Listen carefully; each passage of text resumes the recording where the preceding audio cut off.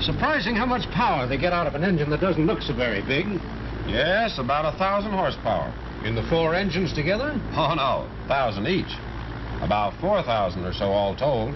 Well, looks like I'm getting curious at the right time. You seem to know the answers. I'm an engineer, automotive. An automobile engineer? Just the man I need. My name is Alan. Reynolds is mine. I don't want to bore you, but there's some things I'd like to ask you. Well, you won't bore me by talking about engines. You see, I'm a cartoon animation director. You mean you draw cartoon comedies for the movies? That's right. We're doing a cartoon with a bunch of little imps using an automobile to win a war. Everything is swell except we get in trouble whenever we try to show the engine. I'm on my way out to the coast for a vacation, so I ought to forget about engines. This cartoon stuff sounds interesting. I always wondered how they did it. Well, maybe we can dicker a bit. How about spending a day or two at the studio? That sounds okay to me. We've got a cutaway engine out there that might help you. Suppose I have it sent over to your place. That's fine. And when you come over to the studio, I'll show you what we've finished.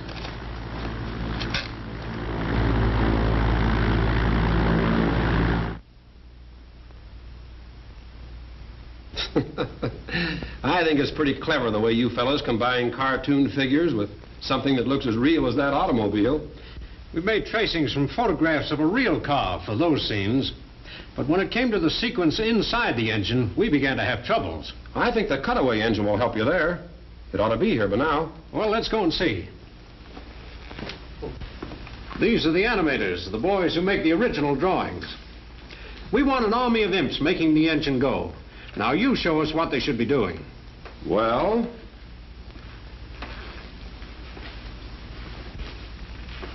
let's have one of the little fellows on each valve.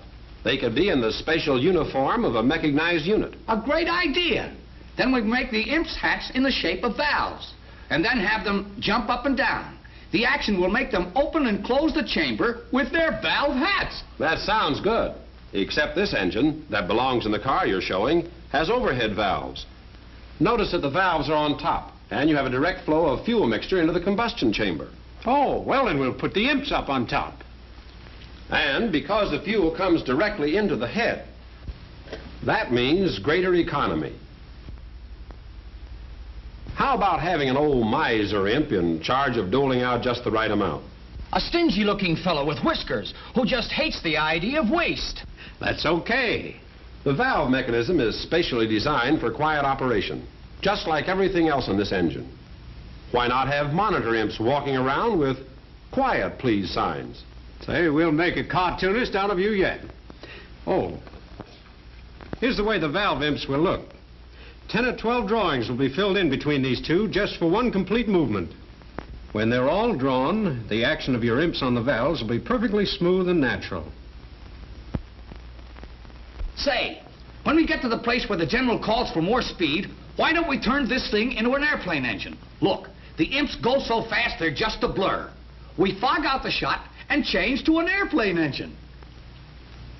It's a beaut. That gag is older than you are, fellow. Not bad, though. Remember what I was telling you on the plane, Alan?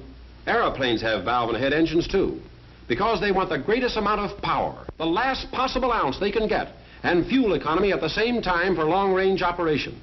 As a matter of fact, all the engines that hold major speed records are this same valve and head construction. We have enough trouble making these drawings look like an automobile engine without asking for more. Let's get back to this one here. This engine has 90 horsepower for plenty of pep and performance.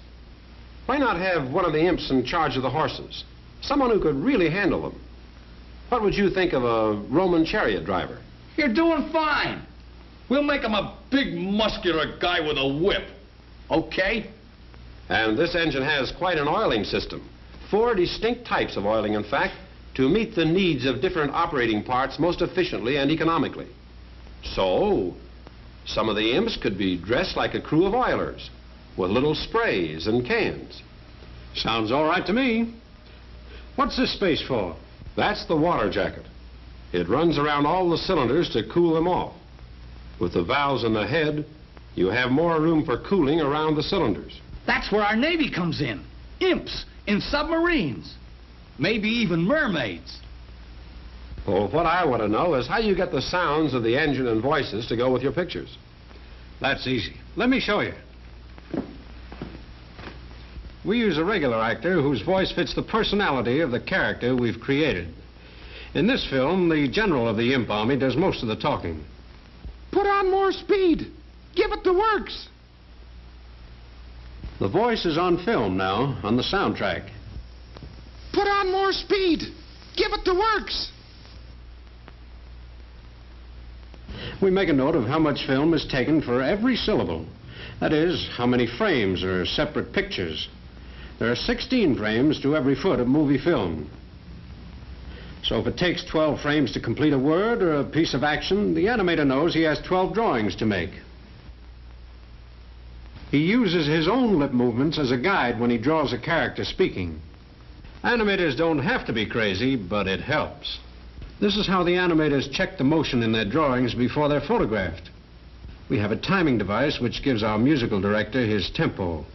We photograph the drawings with a moving beater showing on the edge.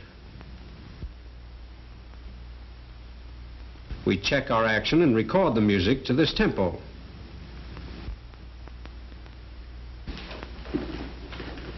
This is the tracing and opaquing department.